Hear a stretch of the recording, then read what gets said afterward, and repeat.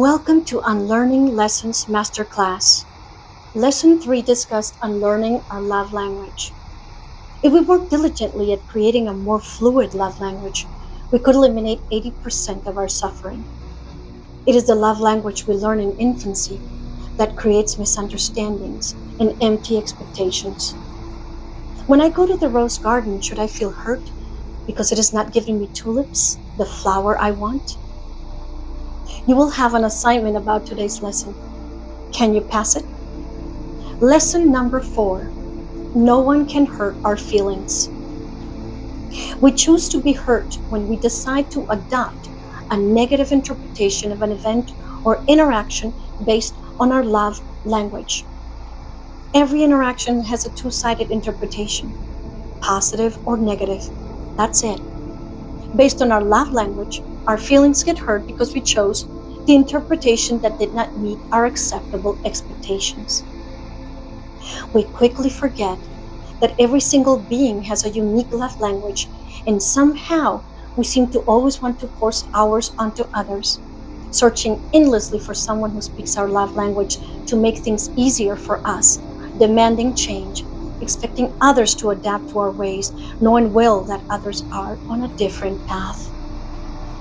My friend once told me that living with me for 2 months was not good. I chose the most negative interpretation of what she said based on my own love language expectations at the time. I summoned my ego and thought, how can she say that after I gave her my all and gave it with my love? My love language could not comprehend it. I chose to make it about me. That was my choice, and mine alone. If I had chosen the positive interpretation, I could have felt immediate compassion for her. My friend and I have almost opposite love languages. Although we care deeply about each other, she expected me to fill her voids, and I expected her to show appreciation based on my love language. If I had chosen the positive interpretation, I would have hugged her and acknowledged her feelings about living in my home. Her feelings are her own, and her own experience, expectations, and love language led her to that conclusion. She also chose the lens through which she interpreted her experience. She alone chose what to take from it. I had nothing to do with it.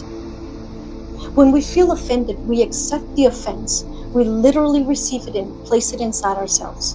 When we feel hurt by another person, we accept the negative interpretation.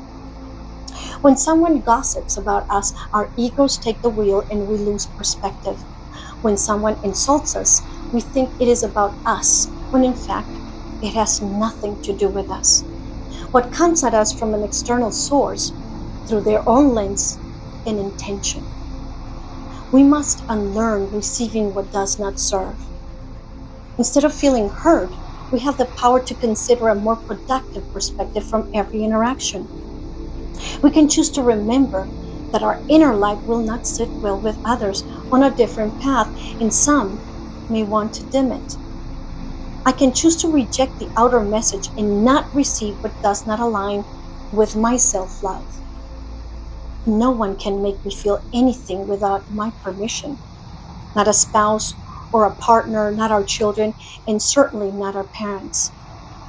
They carried a heavy legacy of untruths from our ancestors and did the best they could with the broken tools they received. Whether they were absent, abusive, or neglectful, they could only give us what they had. Homework if you choose to accept the challenge. Tomorrow, if you are planning on interacting with family, friends, or co-workers, you are tasked with only selective positive interpretations for every interaction you encounter. Note, every time you are deviating from the task, find another possible interpretation in what was said, done, or not done. Hint, it helps you if you remove yourself from that interpretation.